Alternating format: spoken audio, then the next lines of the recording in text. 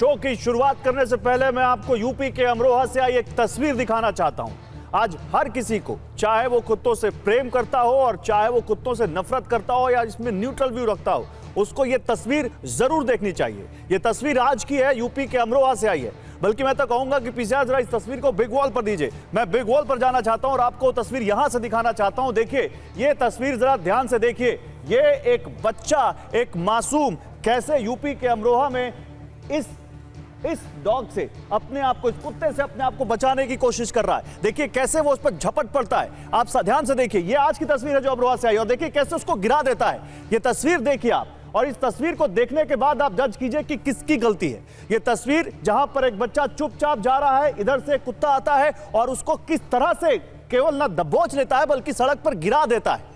ये बच्चा घायल हो गया बुरी तरह। ये बच्चा अस्पताल में भर्ती है। ये बच्चा इस वक्त अस्पताल में इलाज करवा रहा है। गनीमत है कि ये कुछ बाइक वाले यहां पर आ गए। अगर ये बाइक वाले नहीं आते तो इस बच्चे का क्या हाल होता। अगर ये बाइक वाले यहां आकर इस बच्चे को नहीं छुड़ाते तो इस बच्चे का ये कुत्ता क्या हाल करता, इस मासूम का क्या हाल करता। ये अमरोहा से आई की तस्वीर है, सुप्रीम कोर्ट के फैसले के बाद आई तस्वीर है जो हम आपको दिखा रहे हैं। और यही हमारा सवाल है कि अगर आप सड़क पर कहीं अकेले जा रहे हैं और तभी आप पर कोई कुछ इस तरह से अटैक कर दे, आपकी जान लेने की कोशिश करे, तो आप क्या करेंगे? क्या आप उसे प्यार करेंगे, उसे खिलाएंगे पिलाएंगे, या उससे पीछा छुड़ाएंगे? सोचिए अगर आपका बच्चा घर के बाहर खेल रहा हो और कुछ इस तरह से, या फिर वो स्कूल जा रहा हो और घर का कोई बुजुर्ग हो पार्क में वॉक कर रहा हो और उस पर कोई स्ट्रे डॉग, कोई आवारा कुत्ता पीछे से हमला कर दे, तो उस स्थिति में क्या करना चाहिए? ये हम सवाल पूछना चाहते हैं। हम ऐसा इसलिए कह रहे हैं क्योंकि देश में डॉग बाइट के केस बढ़ने लगे हैं और ये कोई एक दिन की बात नहीं है, हर रोज हो रहा है। चाहे वो शहर छोटा हो या बड़ा, चाहे वो दिल्ली हो, मुंबई हो, कोलकाता हो, लखनऊ हो, कानपुर हो, पटना हो, गोपालगंज हो, बांदा हो, हुबली हो, जयपुर हो, हर तरफ देश में आवारा कुत्तों का आतंक बढ़ता जा रहा है। और इसको बताने के लिए किसी शोध की जरूरत नहीं है, क्योंकि ये घटनाएं हमारे और आपके बीच हो रही हैं। हम सब इसके साक्षी बन रहे हैं। ऐसे वीडियो हर रोज हमारे आपके व्हाट्सएप ग्रुप्स में आ रहे हैं, सोशल मीडिया पर आ रहे हैं, जिसको देखकर हम और आप सिहर जाते हैं। अपने बच्चों को अकेले पार्क में खेलने जाने देने से डरते हैं। बुजुर्ग डॉक्टरों के कहने के बावजूद वॉक पर जाने से कतराते हैं, और कारण है वो खौफ जो अब लोगों के मन में बैठ गया है। और इसलिए देश की सबसे बड़ी अदालत ने स्वतः संज्ञान लेते हुए यह फैसला सुनाया है कि देश की राजधानी दिल्ली और उसके आसपास एनसीआर के इलाकों में 8 हफ्तों के अंदर आवारा कुत्तों को शेल्टर में रखा जाए। सुप्रीम कोर्ट ने कहा है कि 8 हफ्तों के अंदर, क्योंकि ये एक शुरुआती प्रक्रिया है, ये प्रोग्रेसिव स्टेप है जिसमें आगे और भी काम होगा। फिलहाल 5000 कुत्तों के लिए शेल्टर होम बनाए जाएं। शेल्टर होम्स में कुत्तों की नसबंदी और टीकाकरण किया जाए और उन्हें वही शेल्टर होम में ही रखा जाए। और अगर एक सख्त यहां पर स्टैंड लेते हुए सुप्रीम कोर्ट ने कहा कि अगर इस प्रक्रिया में कोई व्यक्ति या संगठन आवारा कुत्तों को पकड़ने से रोके तो उसके खिलाफ भी सख्त कार्रवाई की जाए। अब आपको बताते हैं कि सुप्रीम कोर्ट ने इस मामले में सुओ मोटो लिया क्यों। वजह बिल्कुल साफ है, शीशे की तरह। भारत में लगातार डॉग बाइट के केस बढ़ रहे हैं। रेबीज से मरने वालों की संख्या 2022 में देखें, हम आपको अगर डॉग बाइट की बात करें, 2022 में 21,89,000 लोग कुत्तों के काटने के शिकार हुए थे 2022 में। तो 2024 में यह आंकड़ा 37 लाख पार कर गया है, यानी 50% से ज्यादा बढ़ गया। और सिर्फ अगर दिल्ली की बात करें तो पिछले साल 2024 में 25,000 से ज्यादा केस आए थे, जबकि 2022 में यह मामले 1/4 थे, यानी 6,000-7,000 के आसपास। अब अगर दिल्ली एनसीआर की बात करें तो पिछले साल से अब तक नोएडा में 73,000 से ज्यादा लोग डॉग बाइट के शिकार हुए। गुरुग्राम में ये आंकड़े 6,000 से ज्यादा रहे और फरीदाबाद में 100 से ज्यादा मामले सामने आए। हालांकि ये आंकड़े वो हैं जो रिकॉर्ड किए गए, जो सरकारी फाइलों में, जो रजिस्टर्ड हैं। जो नहीं है उनका किसी को नहीं मालूम। और वही सुप्रीम कोर्ट के इस फैसले के बाद अब राजस्थान हाईकोर्ट ने भी निर्देश दिया है कि आवारा कुत्तों को सड़कों से हटाया जाए। यह निर्देश दिया है हाईकोर्ट ने। नगर निकायों को सड़कों से आवारा कुत्तों को हटाने के लिए एक विशेष अभियान चलाने का निर्देश दिया है। और इसके साथ ही कोर्ट ने यह भी कहा है कि इस प्रक्रिया में बाधा डालने वालों के खिलाफ एफआईआर दर्ज कर उन पर कार्रवाई की जाए। इसके बाद यह बहस अब और बड़ी हो गई है। एक तरफ डॉग लवर्स हैं जो अमानवीय बता रहे हैं इस फैसले को, और दूसरी तरफ वो लोग हैं जिन्हें अपने बच्चों और बुजुर्गों की चिंता है और सुप्रीम कोर्ट के फैसले के पक्ष में खड़े नजर आ रहे हैं और फैसले को एक सही कदम बता रहे हैं। लेकिन अब इस मामले में राहुल गांधी और प्रियंका गांधी भी डॉग लवर्स के साथ खड़े दिख रहे हैं। राहुल और प्रियंका गांधी दोनों ने एक्स पर पोस्ट किया। राहुल ने कहा कि हमें पशु कल्याण के बारे में भी सोचना होगा, ये कुत्ते हमारी समस्या नहीं है। वहीं प्रियंका गांधी ने भी इस फैसले को अमानवीय बताया है। सुनिए लोग क्या कह रहे हैं। कोर्ट ने कुछ कहा है तो इसके खिलाफ या उसके पक्ष में जो कहा है वो मान्य है। हमारे यहाँ कानून का आदर है तो वो तो मान्य है, किंतु कहीं कहीं मैंने देखा कुछ वीडियो वाकई कुत्ते बड़े आक्रामक हो जाते हैं और बच्चों को और कई लोगों को हानि भी पहुंचाते हैं। बिल्कुल सही है, क्योंकि जो निर्णय इन्होंने लेट किया है ये पहले लेना चाहिए था। कल ही हम टीवी में सुन रहे थे कि ऐसा कुछ होना है। काफ़ी बच्चों की इनकी वजह से मौत हो चुकी है। ऐसे ही हमला कर देते हैं बच्चों पे और ये काफ़ी केस ऐसे सामने आए हैं, काफ़ी दुखदाई हैं। वो पकड़ने की बात ही नहीं है, वो उनको शेल्टर्स में भी शिफ्ट करेंगे और शेल्टर्स में शिफ्ट करने के बाद वो उनका अच्छे तरीके से ख्याल भी रखेंगे। जैसे कि दिखता भी है कि जो स्ट्रे डॉग्स होते हैं वो काफ़ी बाइट करते हैं, एग्रेसिव हो चुके हैं क्योंकि उनको प्रॉपर ट्रीटमेंट खाना नहीं मिल पा रहा है और इसी वजह से उनको काफ़ी बीमारियाँ भी हो रही हैं और वो एक से दूसरे को फैलती हैं। तो वहाँ पर जिस तरीके से उनका ध्यान रखा जाएगा उसी तरीके से मतलब अच्छा डिसीजन है सुप्रीम कोर्ट का ओवरऑल। हमारी बस ये रिक्वेस्ट है कि जो हमारे डॉग्स हैं उनका भी पक्ष लिया जाए, लोगों को सिखाया जाए कि आप एक डॉग से कैसे इंटरेक्ट करते हैं, उनको ये बताया जाए। डरे ना आप, you have to fight your fears. उनको दोनों पक्षों का सोचना चाहिए ना। जब हम कोई फैसला करते हैं तो दो पक्षों की सुनते हैं। वो पक्ष तो बोल ही नहीं सकता, वो तो वॉइसलेस है, वो तो बोल ही नहीं सकते। हम उनकी आवाज है, आप सुनिए तो सही। आपने बिना पक्षों को सुने आपने जजमेंट दे दी और अगर इसका कोई हल निकालना है तो सोच के निकालना है ना। वैक्सीनेशन इसका हल है।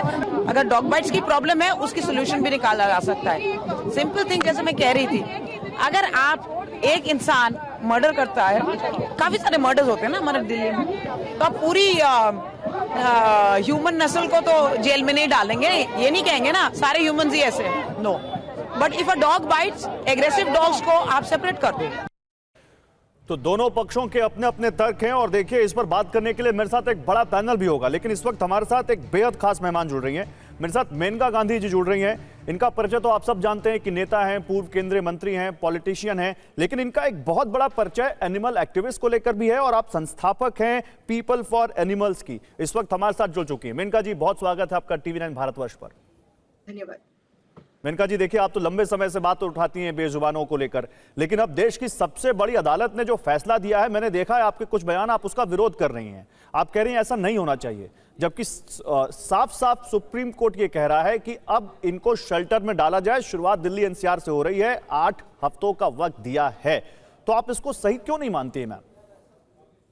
क्योंकि ये पॉसिबल नहीं है बेटा। अगर मैं आपको ये बोलूं कि आप केवल लाल कपड़े पहन करके कोयम्बटूर में लंच खाइए तो आप कहेंगे कि हो कैसे सकता है। कहने के लिए तो मैं कुछ भी बोल दूं।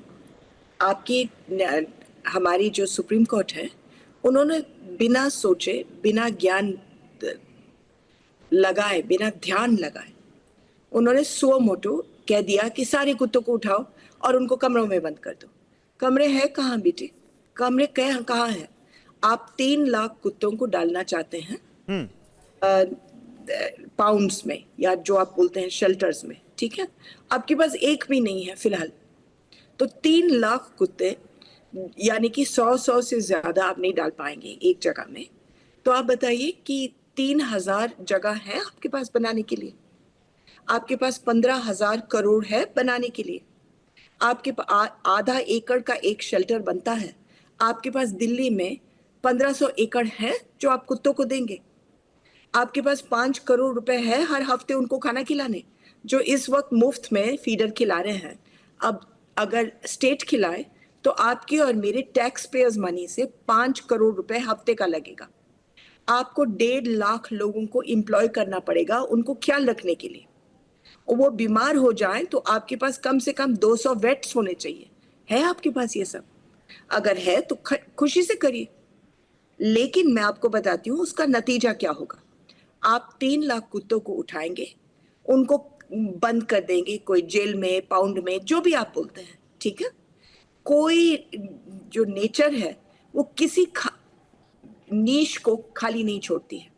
आपको 48 घंटे में 48 आवर्स से लेकर के एक हफ्ते के अंदर अंदर 3 लाख कुत्ते सड़क पर और आ जाएंगे। गाजियाबाद से, फरीदाबाद से, गुड़गांव से, मेरठ से, जहां खाना वहां जान। हम लोग भी तो खाने के पीछे भागते हैं। नहीं, लेकिन तो मेनका जी, सुप्रीम कोर्ट ने अभी ऐसा कहा भी नहीं कि सारे कुत्तों को 8 हफ्तों के अंदर डाल दो। उन्होंने कहा कि ये एक प्रगतिशील प्रक्रिया है, इसलिए समय के साथ कुत्तों के लिए आश्रय स्थलों की संख्या बढ़ानी होगी।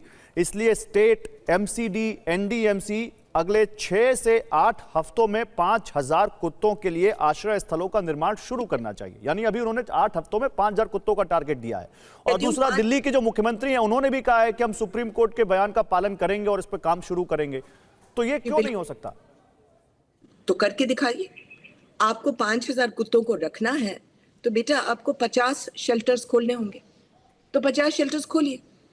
आपकी सरकार के पास एक भी शेल्टर नहीं है, एक भी जगह नहीं है, तो अब बनाइए। हम तो कह रहे हैं खुशी से बनाइए। 5000 कुत्ते हैं और आप केवल अग्रेसिव कुत्तों को रखना चाहते हैं, तो खुशी से बनाइए। हम भी तो देख लें। हम आपको सालों से बोल रहे हैं कि सरकार एमसीडी को व्यवस्था करनी चाहिए जानवरों के लिए, तो करें। नहीं, और सुप्रीम कोर्ट ने अपने डायरेक्टिव में एक बहुत बड़ी चीज कही है, और मेनका मैम मुझे मालूम है आप भी उस चीज को जरूर महसूस करती होंगी, आप खुद एक मां हैं। देखिए, वो कह रहे हैं शिशुओं और छोटे बच्चों को किसी भी कीमत पर रेबीज का शिकार नहीं होना चाहिए। इस कार्रवाई से उनमें यह विश्वास पैदा होना चाहिए कि आवारा कुत्तों द्वारा काटे जाने के डर के बिना सड़कों पर हम स्वतंत्र रूप से घूम सकें। और विजुअल्स है मैम, आज भी अमरोहा की तस्वीर मैंने दिखाई, एक बच्चा जा रहा है, उसके ऊपर एक कुत्ते ने हमला कर दिया। हमारी सरकार कह रही है संसद में कि केवल 2024 में 37 लाख से ज्यादा डॉग बाइट के मामले आए हैं। तो कैसे रोकें इनको अगर इनको शेल्टर में ना डालें तो? अगर आप मेरी बात सुन ले तो मैं आपको बता दूं। बोलिए मैम। एक तो 37 लाख का जो आंकड़ा है वो बिल्कुल मनगढ़ंत है, और इसलिए मनगढ़ंत है, आप सुन लीजिए, इसलिए नहीं कि कोई जानबूझ कर झूठ बोल रहा है, इसलिए क्योंकि जब आपको कुत्ता काटता है तो आपको 5 इंजेक्शन लेना पड़ता है। हर एक इंजेक्शन को सरकार मानती है एज 1 बाइट। तो आप 37 लाख को वैसे भी 5 से डिवाइड करें, ओके, 7 लाख, ठीक है ना? उससे ज्यादा। अच्छा, फिर 7 लाख में से ये भी आंकड़े निकले हैं कि कितने बाइट्स जो हैं सड़क के कुत्ते के हैं और कितने हैं लोगों के पालतू कुत्ते के, जो विदेशी हैं। ये जो आप लाते बड़े बड़े जितना छोटा इंसान उतना बड़ा कुत्ता, जर्मन शेपर्ड, डोगो अर्जेंटिनो, रॉटवाइलर, हाँ, एज आई कीप सेइंग, 4 आने का कमरा और 8 आने का कुत्ता। और वो जाकर के काटते हैं। Out of these 7 lakh bytes, which is not a lot, it is a lot. I mean, even 1 bite is a lot. But out of 7 lakh bites, 5 lakh are from paltu kuttas. Okay. Now, in 2018, Government of India passed an order कि पेट shops को बंद करो जानवरों को बेचने से। वो दवाई बेचे, कपड़े बेचे, जो चाहे बेचे जानवरों के लिए, लेकिन जानवर नहीं बेच सकता। 2018 से आज तक दिल्ली में एक दुकान बंद नहीं हुई है। हर हफ्ते हजारों कुत्ते आ रहे हैं बाहर से, हजारों, और बिके जा रहे हैं। वो सब बाइट करने वाले कुत्ते हैं। ये जो सब बुली डॉग्स, पाकिस्तानी बुली डॉग्स, ये सब काटने वाले हैं। तो अब बताइए, अगर 2 लाख बाइट्स हैं पूरे देश। नहीं मैम, मैं आपकी बात से सहमत हूं कि यहाँ पर पालतू कुत्तों के काटने के भी मामले आ रहे हैं, लेकिन मैम तस्वीरें तो आवारा कुत्तों के काटने की भी आ रही हैं। मैं एक लाइन में पूछूं कि सलूशन क्या है इसका? मैं ये बोल रही हूँ, ये नहीं कि नहीं बात काट रहे हैं, मैं मना नहीं कर रही हूँ, और हम सब लोग एक ही साइड पर हैं। मैं नहीं चाहती हूँ कुत्तों के लिए कुछ किया जाए या इंसानों के लिए कुछ किया। मैं कह रही हूँ क्या तरीका है जिसमें से कुत्ते भी कम हो, बाइट्स खत्म हो जाए और अमन शांति से हम एक दूसरे को प्यार करें। सबसे पहले एबीसी सेंटर्स, स्टेरिलाइजेशन सेंटर्स 20 साल से दिल्ली में बकवास कर रहे हैं, बकवास। एमसीडी के ऑफिसर्स खुद चलाते हैं उनको, खुद अपने रिश्तेदारों को, दोस्तों को देते हैं। स्टेरिलाइज करेंगे 10 कुत्तों को, लिखेंगे 500 कुत्ते। समझ गए आप? ये एक पैसों का खेल बन चुका है। 20 साल से हम शिकायत कर रहे हैं, 20 साल से, और मैं शिकायत ही नहीं, इतना ज्यादा हम लोगों ने एविडेंस इकट्ठा किया तस्वीरों के साथ कि क्या हो रहा है शेल्टर्स में। कोई एमसीडी ने इनको ठीक नहीं किया। किसी का पानी चोरा है, किसी की नाली नहीं बनी है, किसी एक शेल्टर में खाली 3 केजेस हैं, कोई आइसोलेशन चेंबर नहीं है, कोई टूटा फूटा है, तो क्या करेंगे वो? केवल पैसे ठीक है लेकर के खत्म कर देते हैं। तो एक तो अगर आपको ये बंद करना है, एक तो आप अपने एबीसी सेंटर्स को ठीक करें। क्यों? क्योंकि लखनऊ में एक ही सेंटर है, वो भी तो एक बहुत बड़ी मेट्रोपॉलिटन सिटी है। एक सेंटर है जिसने कमाल कर दिया, पूरे शहर को स्टेरलाइज किया। देहरादून एक शहर है, पूरा स्टेरलाइजेशन 100% बिना किसी की चू चू करे और बिना कोई एक पैसा चोरी हो। यहाँ भी पैसा चोरी बंद करें, आंकड़े सही रखें, ठीक है, एबीसी सेंटर्स को ठीक करवाएं, उनके साथ आइसोलेशन चेंबर डाले, सीसीटीवी डाले, मॉनिटरिंग कमेटी डाले और उनको ठीक करें। सबसे पहले ये 2 साल के अंदर अंदर, जो आप 20 साल में नहीं कर पाए, 2 साल के अंदर अंदर एक एक कुत्ता स्टेरलाइज हो। ठीक है मैम। फिर भी आप ये पूछिए, लेकिन इससे क्या काटने पर क्या असर होगा? मैं बताती हूँ। आप अभी 6 साल से ये मामला उठा है, 6 साल से। उससे पहले क्यों नहीं दिल्ली में शिकायत हुई थी? उससे पहले 8 लाख से 3 लाख कुत्ते क्यों घटते गए?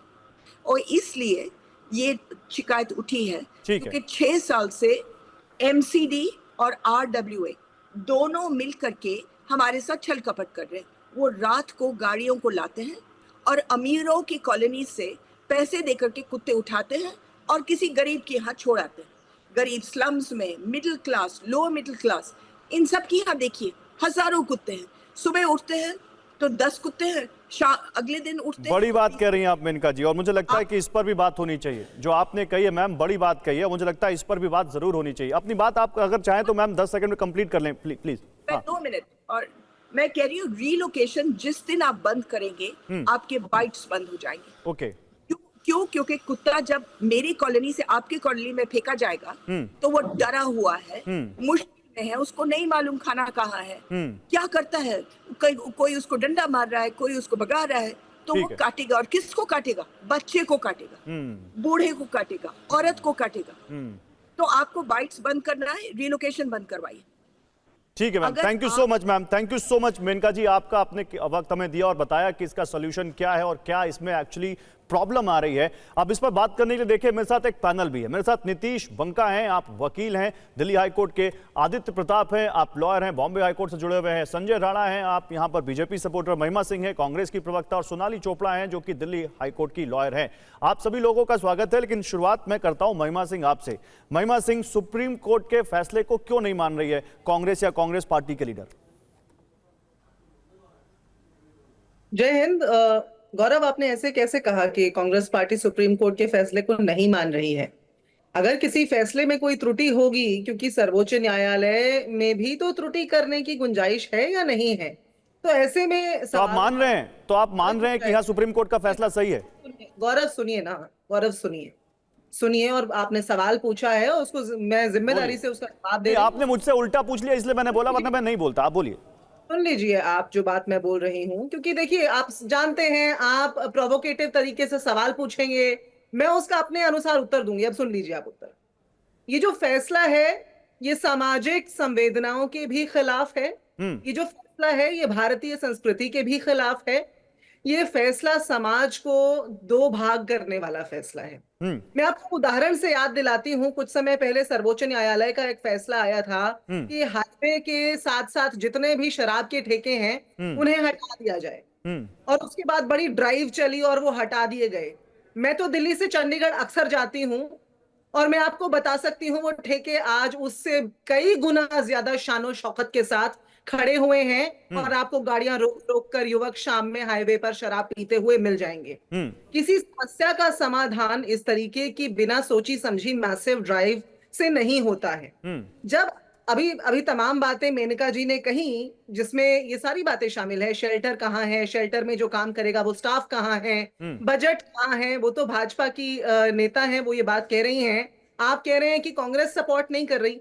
कांग्रेस हो, भाजपा हो, कोई भी इंसान जो संस्कृति को समझता है, प्रकृति को समझता है, वो इस फैसले को चुनौती देगा ही देगा। और उसको देने का कारण ये है कि जहां बच्चे, बूढ़े, औरतें, पुरुष, हम सब इंसानों की जान कीमती है, वहीं पर पशुओं की जान भी कीमती है, और वो तो बेजुबान। ठीक है मैम, मतलब आप कह रहे हैं कि यहाँ पर सुप्रीम कोर्ट का फैसला तार्किक नहीं है, आप यही कह रही ना मैम, ये अमानवीय फैसला है जो आपके नेता कह रहे हैं। पर जाएंगे आप गौरव, आप ये जो कह रही हैं, आप कह रही हैं कि ये अतार्किक है, तार्किक नहीं है और ये अमानवीय, यही कह रही ना मैम, मैं गलत तो नहीं हूँ? इसके साथ एक और बात जोड़ रही हूँ, और बात जोड़ रही हूँ।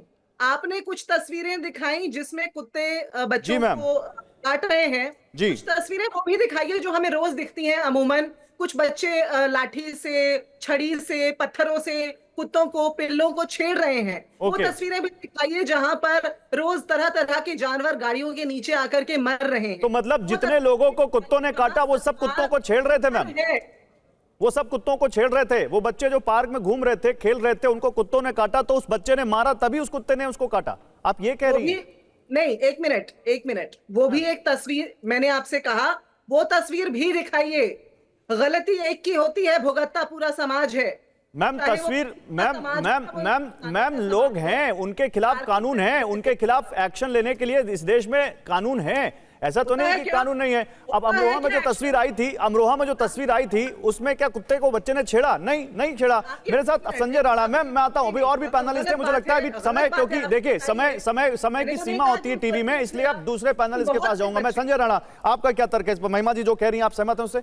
Gaurav ji, good evening फैलोपन। देखिए, महिमा जी हो या कांग्रेस पार्टी हो, जब इनके पक्ष में निर्णय आता है तो वाह, अगर इनके विपक्ष में आता है, इनके कौन सा पक्ष विपक्ष इसमें? ये तो इनका ना पक्ष ना विपक्ष, इसमें इनका कौन पक्ष? नहीं, बिल्कुल। देखिए ना, सुप्रीम कोर्ट का जजमेंट अगर बोला गया कि भैया आपने जाके नापा था, इंची टेप से जमीन 2000 वर्ग मीटर ले लिया चाइना ने, तो ये सुप्रीम कोर्ट कांग्रेस पार्टी इसमें कौन सी? नहीं कांग्रेस पार्टी इसमें ना तो पेटिशनर है, कांग्रेस पार्टी ना तो इसमें कोई गौरव भाई सुन लीजिए, इन्होंने क्या बोला कि हम इसके अपना व्यू दे रहे नहीं है, उनका जो निर्णय होता है हमेशा सही नहीं होता। तो बहुत सारे निर्णय कांग्रेस के पक्ष में अगर सुप्रीम कोर्ट ने दिया था, क्या उससे सहमत है? नहीं होना चाहिए, फिर विपक्ष में चले जाना चाहिए। नंबर 1।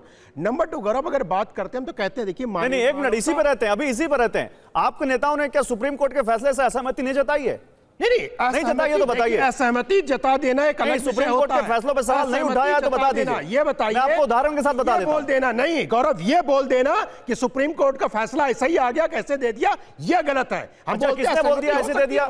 हमारे विचार अलग हो सकते हैं, मैं इसको मानने को तैयार हूं। और 2 जज या 3 जज, 4 जज, 5 जज दुनिया का भविष्य नहीं तय कर सकते, लेकिन हमें कहीं ना कहीं फुल स्टॉप लगाना पड़ेगा, और फुल स्टॉप के लिए आपको निर्णय मानना पड़ेगा। तो निर्णय आपको मानना पड़ेगा। समस्या क्या कांग्रेस के साथ? नहीं, आप ये देखिए,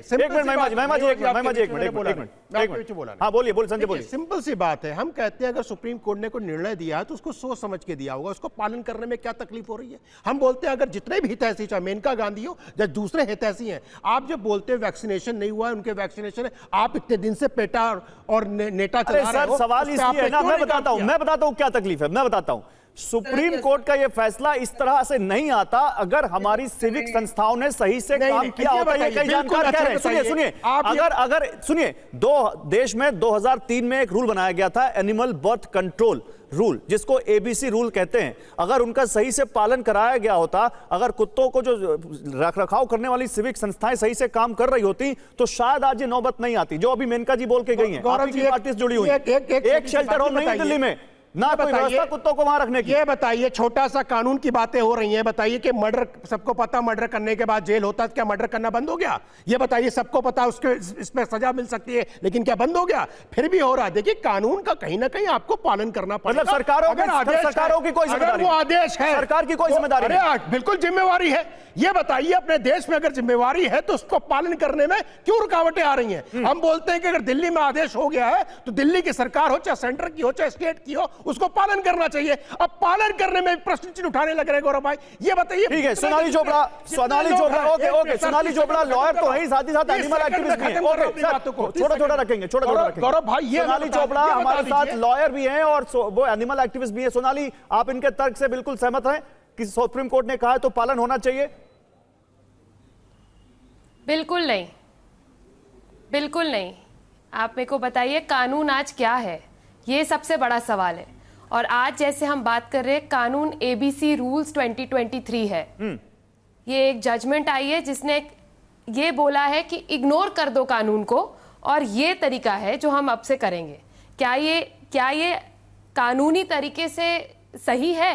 ये बिल्कुल सही नहीं है। आप लॉयर हैं, आप बताइए, जज ने, सुप्रीम कोर्ट के जज ने फैसला दिया है, तो क्या वो सही नहीं है? सुप्रीम कोर्ट के जज पे हम सवाल उठा रहे हैं, उनके सुप्रीम कोर्ट की 2 जजेस की बेंच पे हम सवाल उठा रहे हैं। जी सर, और हमारी पूरी एनिमल राइट्स वेलफेयर कम्युनिटी, नहीं, ह्यूमन राइट्स कुछ भी नहीं है। एनिमल राइट्स सबसे पहले, और ह्यूमन राइट्स कुछ नहीं होता है। बड़ा दुर्भाग्यशाली होता है जितने भी एनिमल एक्टिविस्ट हैं। मैं तो बोलता हूं लेट हर कंप्लीट संजय घरों में Sanjay ji let her complete ना। संजय जी आप जब आप बोल रहे, संजय जी ह्यूमंस हैं तो ह्यूमंस की तरह बिहेव करें ना। संजय जी ह्यूमंस हैं तो ह्यूमंस की तरह बिहेव करें ना। रुकिए Sanjay ji hold on, Sanjay ji hold on. Studio में तो उसका फायदा मत उठाइए प्लीज। फायदा नहीं उठा रहे, लेकिन आप सामने वाले भाग्यशाली है वकील, अरे संजय भाई के बोलते हैं सुप्रीम कोर्ट का पॉलिटिकल डिबेट नहीं है। वो संजय भाई सुनिए, संजय भाई सुनिए, वो पॉलिटिकल पैनलिस्ट नहीं है। डरा मत दीजिए उनको, बोलने तो दीजिए पहले, उनके बीच में मत बोलिए। बोलिए सोनाली, अपनी बात पूरी कीजिए, अभी 2 पैनलिस्ट और हैं, बोलिए। सर बिल्कुल सही बोल रहे हैं, पॉलिटिकल इशू है ही नहीं है जो ये पॉलिटिकल इशू बनाया जा रहा है। ये एक इशू इकोसिस्टम की बात है। कल बोलेंगे हाथी हटा दो, शेर हटा दो, पेड़ हटा दो, सब हटा देंगे, सिर्फ ह्यूमैनिटी और ह्यूमन काइंड रह जाए। ये बताइए क्या जवाब है इनका इस पे? नहीं तो सोनाली, आप उस माँ को क्या जवाब देंगे जिसके बच्चे को कुत्ते ने नोच के मार डाला? बाइट्स का सोनाली उस माँ को क्या जवाब देंगी जिसके बच्चे को कुत्ते ने नोच के मार डाला? या उस बेटे को क्या कहेंगे जिसका बाप वॉक पे गया था, कुत्ते ने दौड़ा लिया और वो गिर के डेथ हो गई उसकी?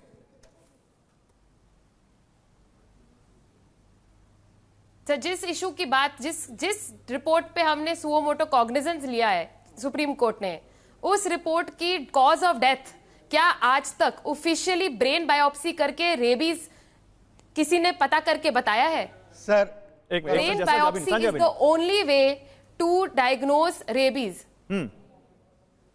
अरे तो रेबीज से डेथ नहीं हो रही है क्या सोनाली?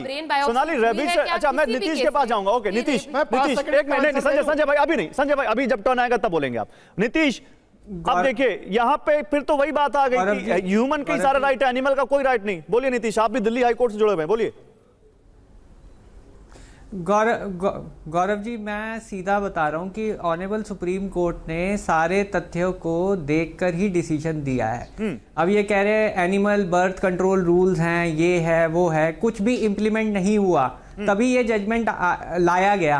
ये सुओ मोटो कॉग्निजेंस लिया ऑनरेबल सुप्रीम कोर्ट ने, और जो ये जजमेंट है इसका बिल्कुल लेटर एंड स्पिरिट से आपको पालन करना है। अनलेस ऑनरेबल सुप्रीम कोर्ट खुद इसे टर्न अराउंड नहीं करता, तब तक इस जजमेंट को आप ये नहीं कह सकते ये बिल्कुल गलत है, हम इसको फॉलो नहीं करेंगे। ये बिल्कुल ही कैसी ये आर्ग्यूमेंट है? जब ऑनरेबल सुप्रीम कोर्ट का डिसीजन है आपको फॉलो करना है, और कोई इसमें डिबेट का बात ही नहीं है। नहीं, लेकिन मुझे नीतीश ये बताइए, आखिर नौबत यहां तक क्यों आ गई तो कि सुप्रीम कोर्ट को इंटरवीन करना पड़ा और सुओ मोटो लेना पड़ा?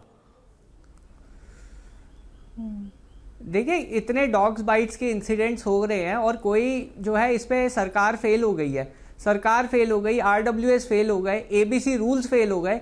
ये टोटल सिस्टमैटिक फेलियर है जिसकी वजह से ऑनरेबल सुप्रीम कोर्ट इंटरफेयर करता है। नॉर्मली ऑनरेबल सुप्रीम कोर्ट ऐसे मामलों में नहीं इंटरफेयर करते, ये एडमिनिस्ट्रेटिव इश्यूज होते हैं।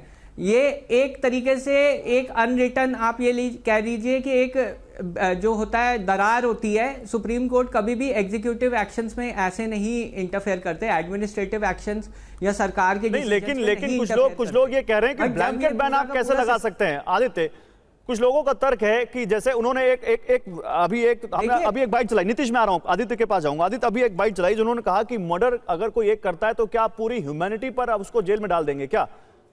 आप किसी एक की 6 करोड़ से ज्यादा स्ट्रे डॉग्स है इंडिया में, और आप किसी 1 या 2 या 4 इंसिडेंट को लेकर सारे स्ट्रे डॉग्स पे कैसे आप ये फैसला दे सकते हैं? आदित्य, आपको तक मेरी आवाज आ रही है? आदित्य, आप तक मेरी आवाज आ रही है? बोलिए फिर से कॉल करने के लिए। Aditya, can you listen me?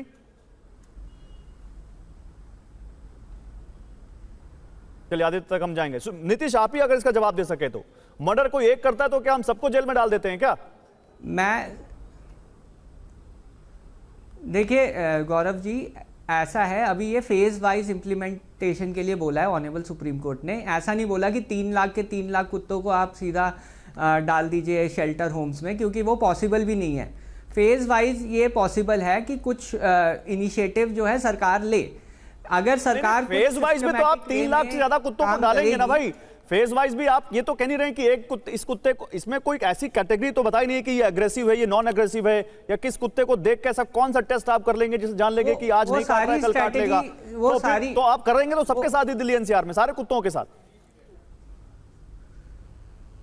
वो सारे जो डॉग्स हैं, जितने भी डॉग्स हैं, उनको फेज वाइज ही डालना पॉसिबल है। एक साथ आप किसी डॉग्स को इतने बड़े शेल्टर्स होम्स में नहीं डाल सकते, इतनी व्यवस्था ही नहीं है, क्योंकि सरकार ने इतनी व्यवस्था तैयार ही नहीं किया। इसकी तैयारी होनी चाहिए और ये फेज वाइज ही होगा इम्प्लीमेंट।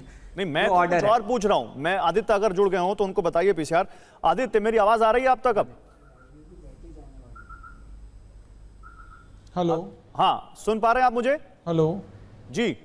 Hello hello. यस, आपकी आवाज आ रही है। Hello, can you repeat? आप रिपीट कर सकते हैं?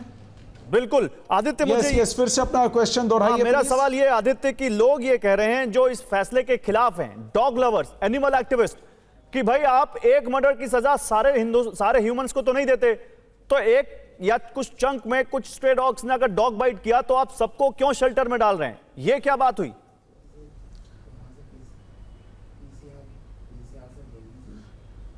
सी, first and foremost, stray dogs एक ह्यूमन बीइंग नहीं होता। स्ट्रे डॉग्स इंसान नहीं है। मर्डर एक क्राइम है जिसके लिए मेंस रिया या मेंटल इंटेंशन लगता है, जो सिर्फ एक ह्यूमन बीइंग के पास है। आप एक स्ट्रे डॉग की तुलना ह्यूमन बीइंग से नहीं कर सकते। ये जो स्ट्रे डॉग्स जो अटैक करते हैं, it is the phenomenon of nature. ये उनका अग्रेसिव पैक का प्रेडेटरी बिहेवियर होता है, जो स्ट्रे डॉग्स का पैक बिहेवियर डिस्प्ले करता है, and it is a natural phenomenon. तो इसके लिए सुप्रीम कोर्ट के फैसले को आप कैसे मर्डर से तुलना? It's ridiculous. Now second part, supreme court ने बहुत सही तरीके से स्ट्रे डॉग्स को एक अलग कैटेगरी समझा है, बिकॉज स्ट्रे डॉग्स एक डिस्टिंक्ट अर्बन फिनोमिनन प्रॉब्लम है, और इसलिए सुप्रीम कोर्ट का फैसले का उद्देश्य है कि इस प्रॉब्लम को be nipped in the bud. Problem is Aditya, dogs के हम को एग्जिस्ट क्यों नहीं कर सकते? हम आज से पहले भी कर रहे थे। हम और आप जब बचपन में थे तब इतना ये मामला नहीं था, अचानक से क्या हो गया? देखिए, सबसे पहले याद रखिए, संविधान में दो प्रकार के फर्ज हैं। One is right to life under article 21, वो सबसे अहम है।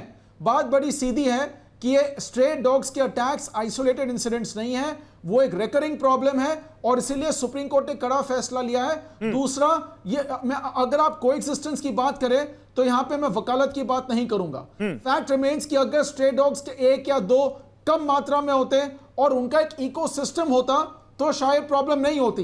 लेकिन तब तो फिर आदित्य, तो फिर बात वहीं पर घूम के आ जाती है जो भी मेनका गांधी जी ने कहा कि स्टेरलाइज 4 कुत्तों को करते हैं, बताते हैं 4000 को, और ये एजेंसीज ने अपनी जिम्मेदारी सही से नहीं निभाई। इनको जो नसबंदी अभियान चलता है या जो इनको रेबीज के जो टीके लगाते हैं, सुनिए आदित्य, सुन लीजिए, अगर इन एजेंसीज ने सही से अपनी जिम्मेदारी निभाई होती तो इतनी रैपिड ग्रोथ इनकी नहीं होती, इतनी पॉपुलेशन नहीं होती इन स्ट्रे डॉग्स की, और आज शायद ये दिक्कत ही नहीं आती। मतलब घूम फिरा के वही आता है कि नियम तो है हमारे पास, लेकिन नियमों का हमने सही से इस्तेमाल नहीं किया। देखिए, नियम तो कई है। म्युनिसिपल कॉर्पोरेशन दिल्ली एक्ट है जिसके तहत action can be taken against dangerous animals. भारतीय नागरिक सुरक्षा संहिता में कई धाराएं हैं जिसमें डेंजरस कुत्तों पे एक्शन लिया जा सकता है। सिविल में भी है।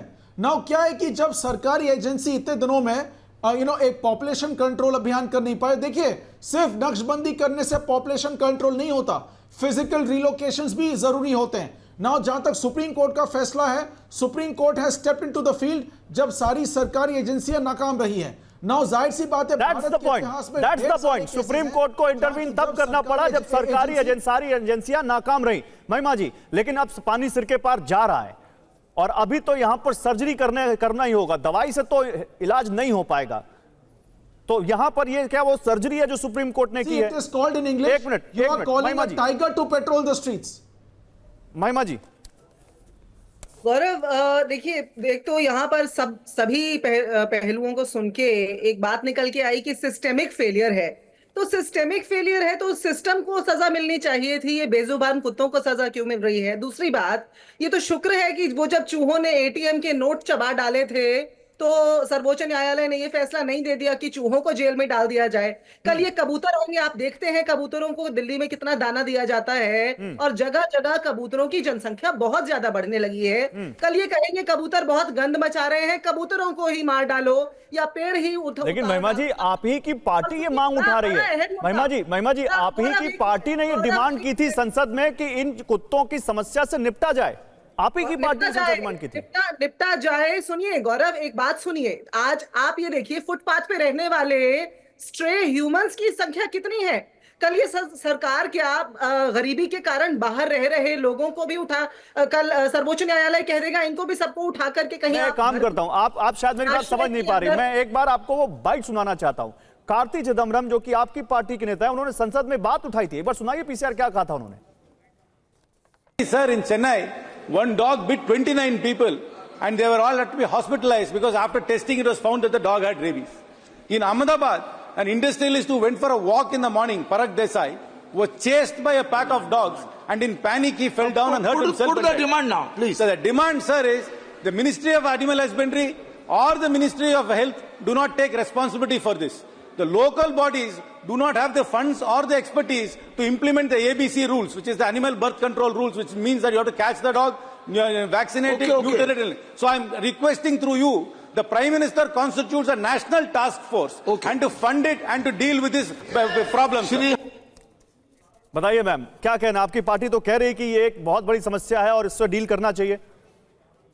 बहुत आपका करबद्ध होकर के शुक्रिया कि आपने ये बयान सुनवाया, क्योंकि इसमें वो ये सवाल बताते हुए उसके साथ जवाब भी सुझा रहे हैं।